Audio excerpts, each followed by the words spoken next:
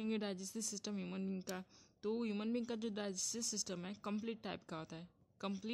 Complete का sense यहाँ पे यही है कि माउथ और एनस दोनों रहता है। तो जब माउथ और एनस दोनों रहता है तो कंप्लीट डाइजेस्टिव सिस्टम कहलाता है। तो डाइजेस्टिव सिस्टम में कौन कौन सी चीज़ें कंसिस्ट करती हैं? फर्स्ट जो एलिमेंट्री कैनाल होता है जो कंसिस्ट करता है फर्स्ट एलिमेंट्री कैनाल। क्या चीज़? एलिमेंट्री कैनाल यानी जो पाइप नुमा स्ट्रक्चर पाया जाता है जितने रहते हैं, जैसे माउथ से लेकर एसोफेगस, स्टमक और स्मॉल इंटेस्टाइन, लार्ज इंटेस्टाइन, ये सब जितने हैं ये एलिमेंट्री कैनाल के अंतर्गत आएंगे। तो ये एलिमेंट्री कैनाल हो गया फर्स्ट। और सेकंड जो है वो है डाइजेस्टिव ग्लैंड्स। डाइजेस्टिव ग्लैंड्स जो है वो आते हैं,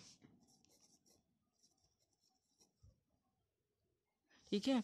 तो अब देख, तो एलिमेंट्री कैनाल का एक मेन पॉइंट ये है, फैक्ट ये है कि एलिमेंट्री कैनाल का जो लेंथ है कितना होता है?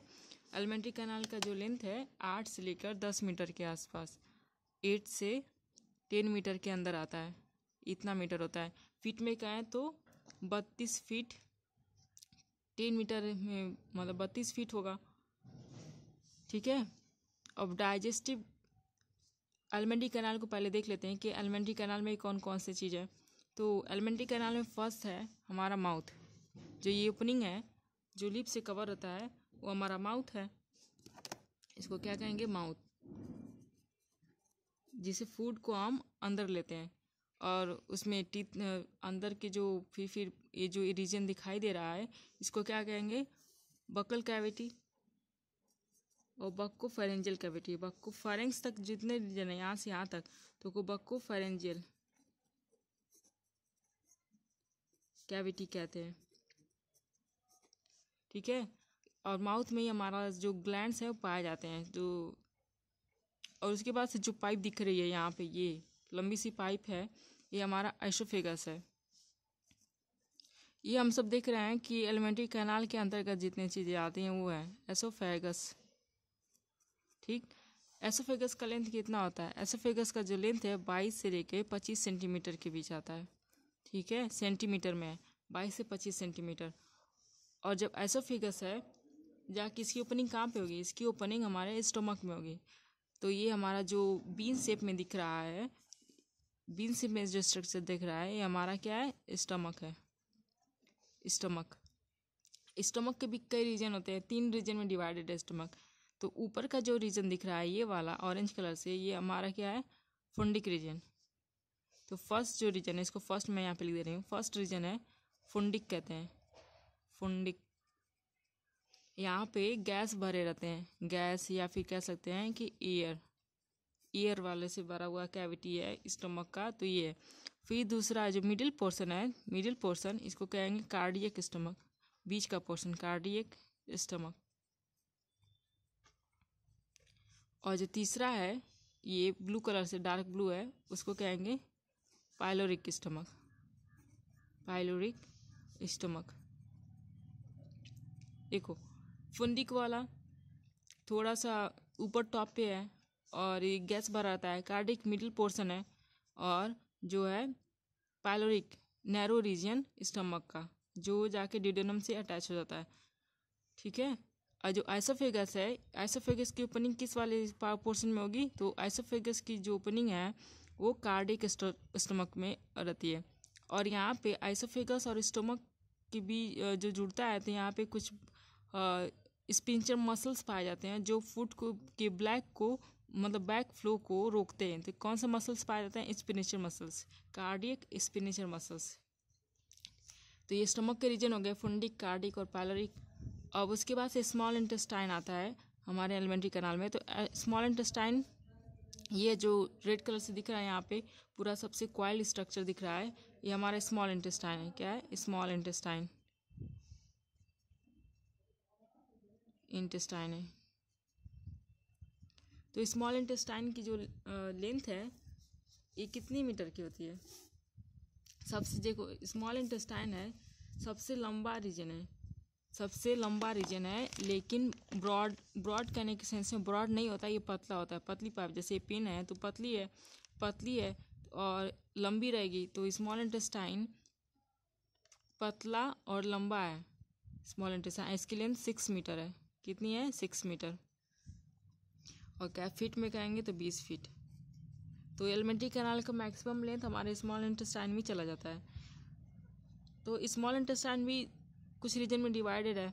तो स्मॉल इंटेस्टाइन का पहला रीजन क्या है? ड्यूडेनम। ड्यूडेनम।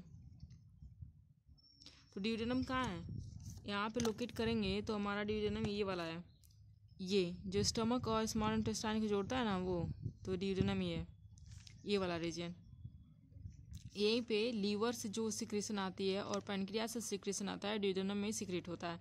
और फिर ड्यूडेनम से स्टार्ट हो क्या से आके स्मॉल इंटेस्टाइन में चला जाता है। ड्यूडेनम हो गया। और फिर उसके बाद से सेकेंड रीजन है जेजेनम। जेजेनम स्मॉल इंटेस्टाइन का मिडिल पोर्शन है। कौन सा? Middle portion. और लेस क्वाइल्ड होता है ये। कैसा होता है? Less coiled. ठीक है। तो स्मॉल इंटेस्टाइन का लेस क्वाइल्ड रीजन जेजुनम। उसके बाद से सबसे हाईली क्वाइल्ड रीजन होता है वो है इलियम। लास्ट पोर्शन मोर क्वाइल्ड। और यही जाके लार्ज इंटेस्टाइन में ओपन होता है सीसियम वाले रीजन में। देखो फर्स्ट हमारा क्या हो गया? माउथ हो गया। फिर उसके बाद से वक्र फेरेंजियल कैविटी आती है। फिर एसोफेगस आता है, स्टमक आता है, स्मॉल इंटेस्टाइन आएगा। फिर उसके बाद से लार्ज इंटेस्टाइन है, जो मोटा ब्रॉडर ग्रीन कलर का दिख रहा है हमारा, ये क्या है? लार्ज इंटेस्टाइन है। अब ये भी कई रीजन में डिवाइड होगा। तो ये सीसियम वाला रीजन है यहाँ पे, ये वाला लार्ज इंटेस्टाइन का पहला रीजन ये सीसियम। और ये सीसियम जो इसका इंड है, जो ये वाला भाग है, इंड पोर्शन, इसको वर्मीफॉर्म अपेंडिक्स कहते हैं। क्या कहते हैं? Vermiform appendix.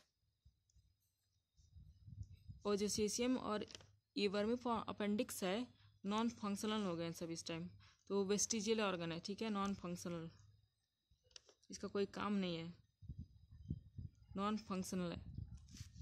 अब और ये जो यहाँ से लेकर यहाँ तक का जो रीजन है, इसको हम क्या कहेंगे? कोलॉन। यहाँ से यहाँ तक का जो रीजन है, इसको क्या कहते हैं? कोलॉन। तो कोलॉन है इस लार्ज इंटेस्टाइन का हिस्सा, कोलॉन। तो ये ऊपर जब कोलॉन के साथ जब ऊपर जाता है लीवर की तरफ, तो इसको असेंडिंग कोलॉन कहते हैं। और जब इधर से आता है तो हॉरिजॉन्टल कोलॉन आ गया। और फिर नीचे आता है, इधर से डाउनवर्ड आता है, तो इसको डिसेंडिंग कोलॉन कहेंगे। और फिर यहाँ पे एस शेप में स्ट्रक्चर होता है, इसको सिग्मोइड वाला रीजन कहते हैं, स्मॉल लार्ज इंटेस्टाइन का सिग्मोइड रीजन। और ये सिग्मोइड रीजन जो है एस शेप का जो सिग्मोइड रीजन है, वो जाके रेक्टम में ओपन होता है। और रेक्टम क्या करता है? ये जो रेक्टम है स्टोर करता है फीकल मैटर को, जो अनडाइजेस्टेड मटेरियल होता है, स्टोर करता है रेक्टम। और फिर रेक्टम कहाँ पे की ओपनिंग जो है एनस के द्वारा होती है। तो ये जो लास्ट ओपनिंग है वो हमारा एनस है, ठीक है। तो लार्ज इंटेस्टाइन का लेंथ कितना होगा? लार्ज इंटेस्टाइन 5 फीट का होता है, ठीक है। कितना होता है? 5 फीट का।